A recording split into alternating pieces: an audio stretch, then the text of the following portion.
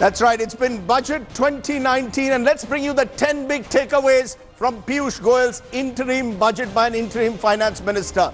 6,000 per year to farmers owning up to 2 hectares. That's the big cash handout to farmers in 3 installments, and it could benefit as many as 12 crore farmers, claims the government. 75,000 crores allotted for it, for this farmer income support scheme. The takeaway number 3, no income tax up to 5 lakhs, which means effectively that those who were earlier getting incomes of say 40,000 a month will not have to pay income tax. That's the relief to salaried income taxpayers. Standard deduction raised from 40,000 to 50,000. So there's a minor tweaking there, which again will benefit the salaried income tax, hoping to raise consumer demand. Gratuity limit raised from 10 lakhs to 20 lakhs is the 5th takeaway.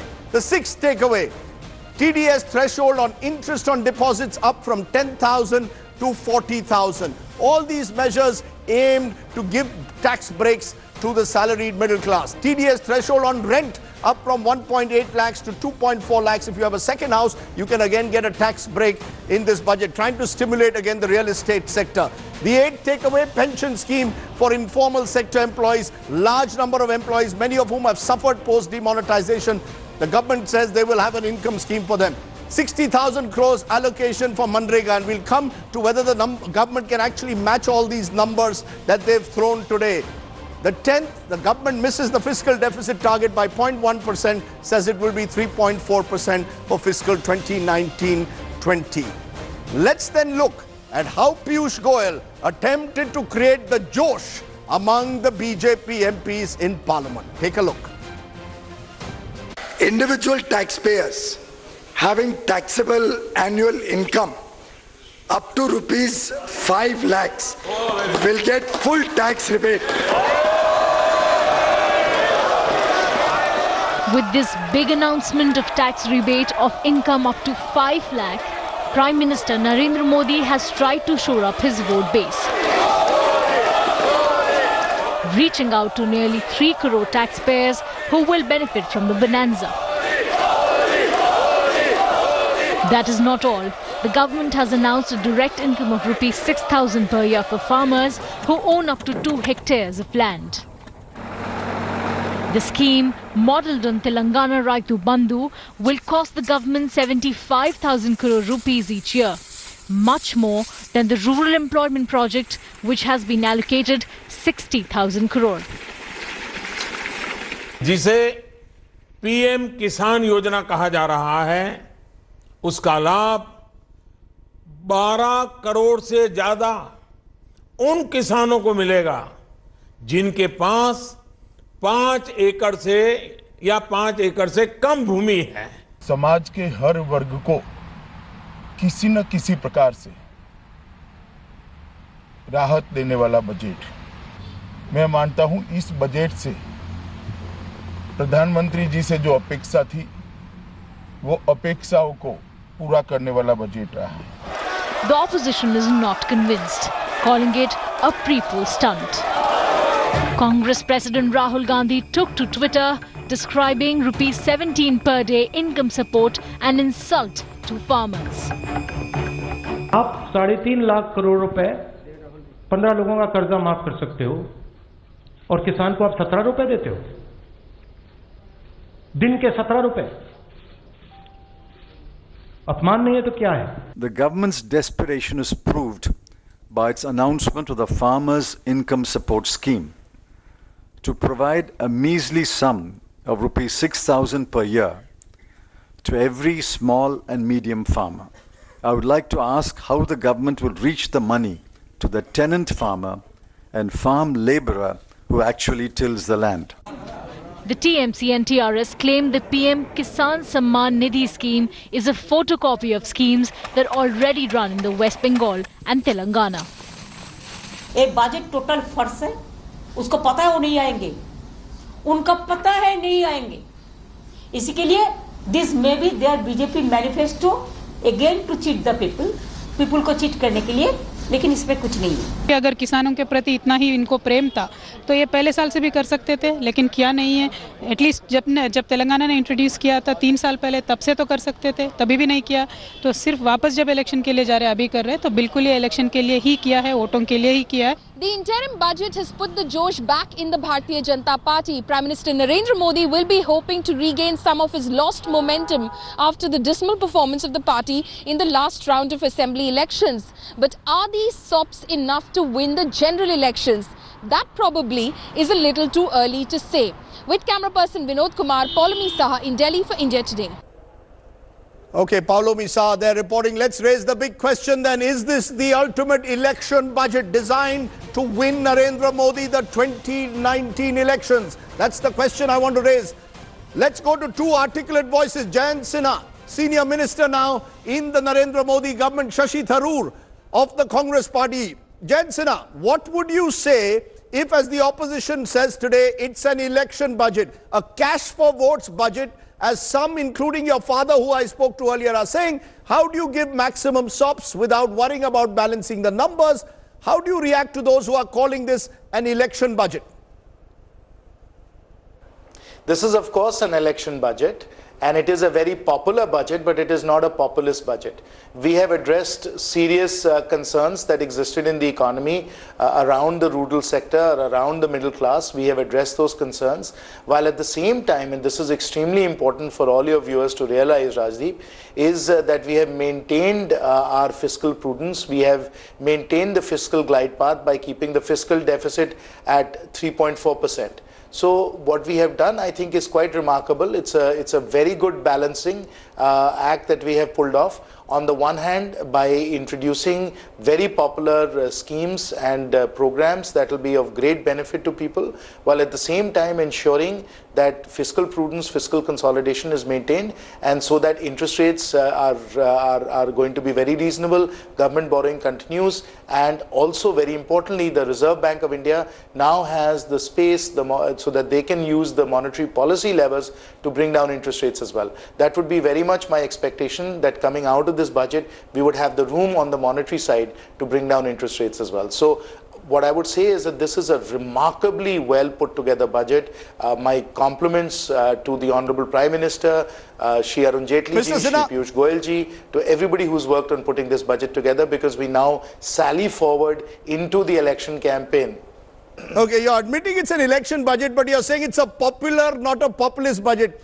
Shashi Tharoor, I saw your first reaction on social media suggesting that the budget is a damn squib. Now you hear Jayant Sinha and others, the BJP, saying this is a budget for New India. It's a budget to celebrate. Surely there must be a middle ground between a damn squib and a celebratory budget. You're taking extreme positions.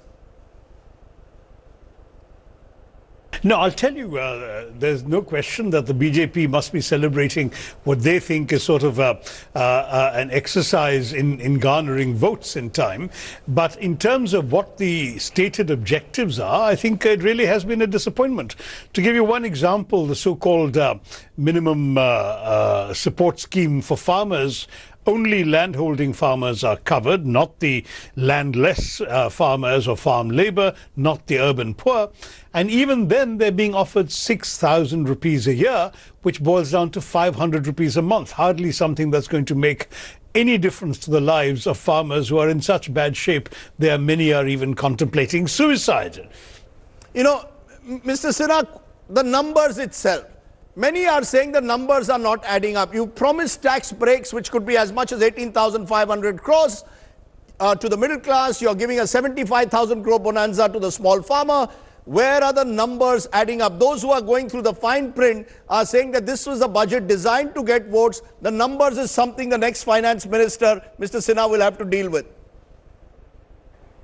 The numbers are very clear, Rajdeep, and in fact, those people who are criticizing this budget simply don't have the numbers on their side. They're talking about a minimum income guarantee that would cost 3 lakh crores. What we have said to farmers here is that we are going to provide them 75,000 crores. In fact, people are criticizing it for not being too little. enough. They're talking about it in terms of the rupees per day, etc. So they can't have it both ways, where they say that the numbers don't add up and at the same time make even more outlandish promises which they know that they cannot fulfill. No, the numbers absolutely add up. We have said that the fiscal deficit will go up a little bit from what we had originally anticipated. It will go up to 3.4%. At the same time, we have said that GST collection, direct tax collection, all of that will move forward at very reasonable rates.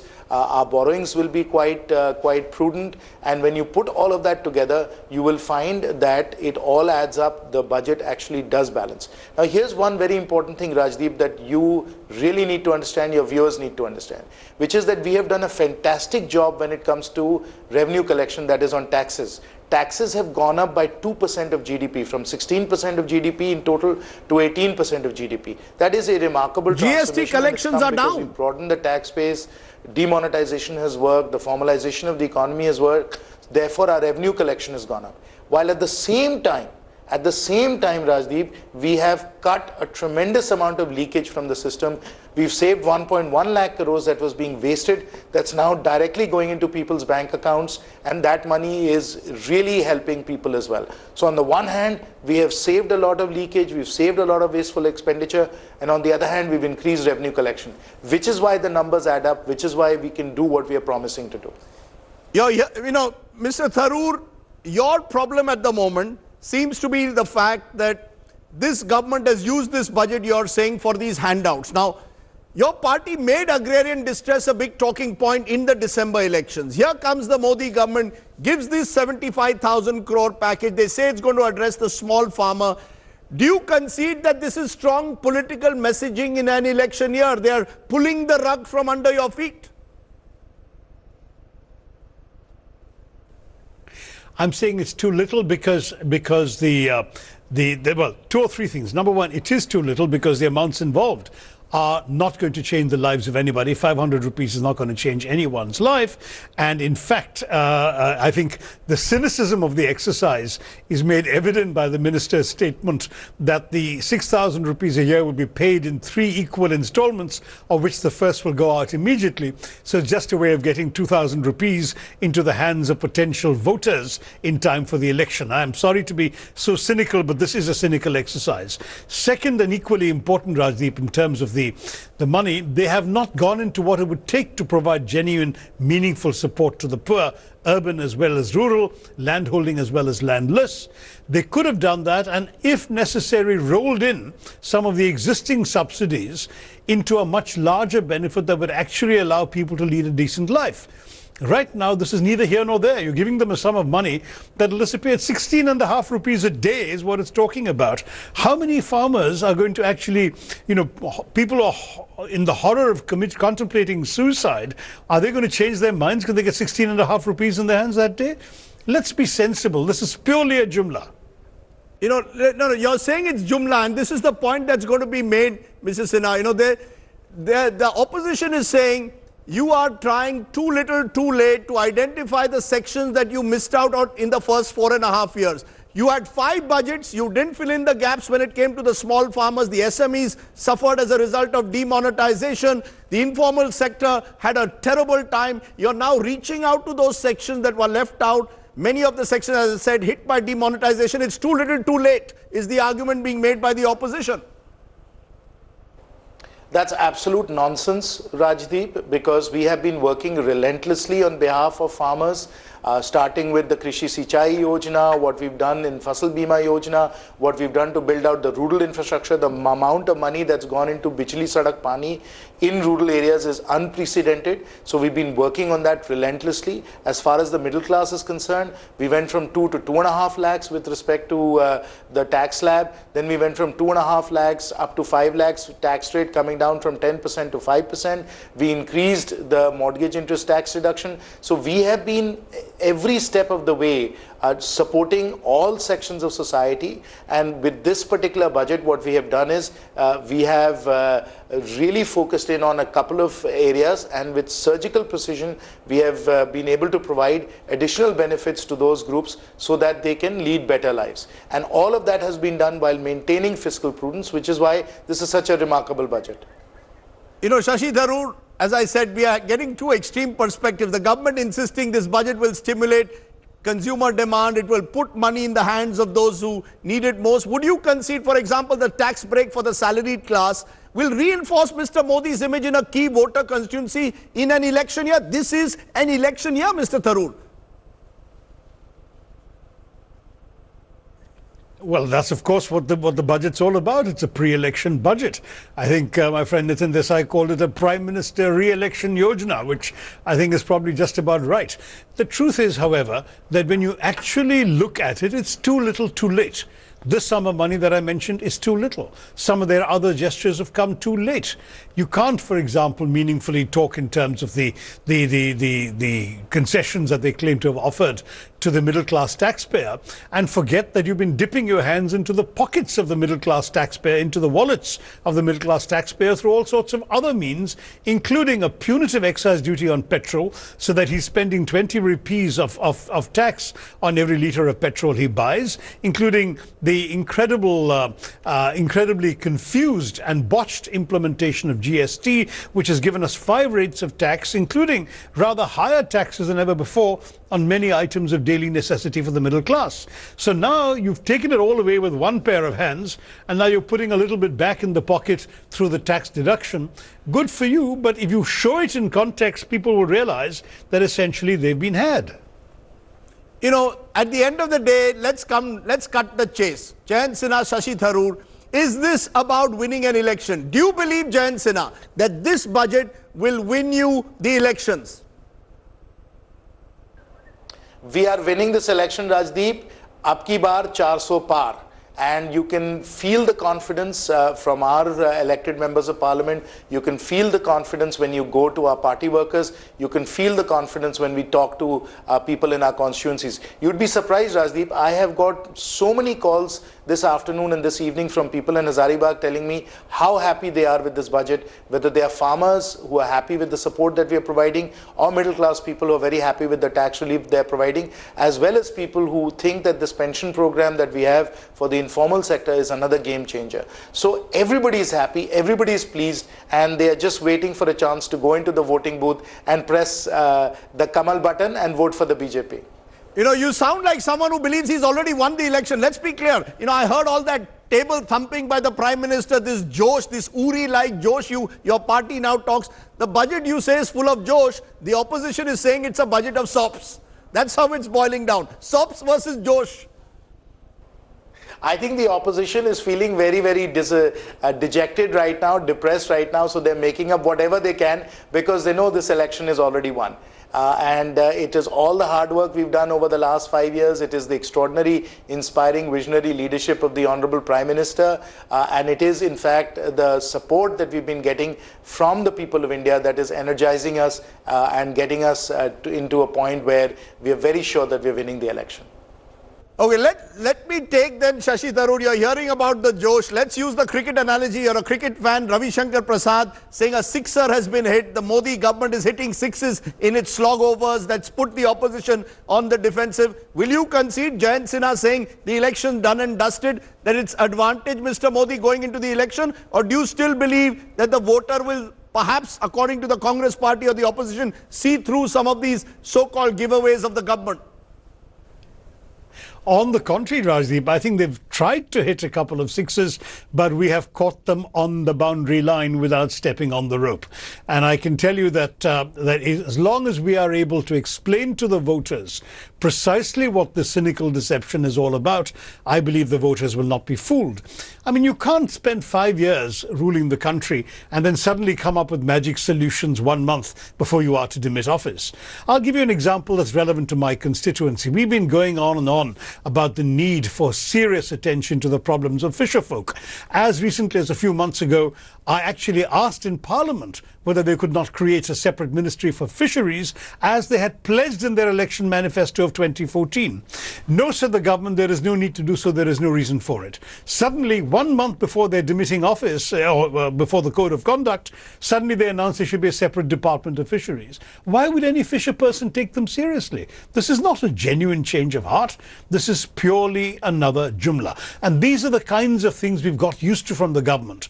They have come up with a number of numbers. You go on factcheck.in and you will find that most of Mr. Piyush Goyal's numbers were either downright inaccuracies or grossly exaggerated. You go on the specific claims, for example, about the fiscal deficit. What do you find? You look at the last 5 years of budget presentations. In every single year, they have missed their fiscal deficit target, without exception. Every single year, they then keep moving the goalposts. The goalpost that Mr. Jaitley laid down last year for this year was 3.3. Mr. Goyal speaks about 3.4 and makes a virtue out of it. It's actually he's slipped his target. And then again, they say 3% next year. We've been hearing 3% next year for the last 5 years. The truth is this government fudges numbers, and after the debacle involving the resignation of 2 statisticians and their attempting to conceal the NSSO figures and their retrospectively reinventing GDP numbers, nobody trusts this government numbers anymore. That's the crisis also of credibility this government faces. Okay, crisis of credibility versus the Josh the government believes it is in now. Jayant Sinha, Shashi Tharoor, 2 fine voices right at the top of voter bonanza. Thanks for watching the video. For more such news and updates, please like, share and subscribe to India Today. Also check out our other great videos from our channel. We know you will love to.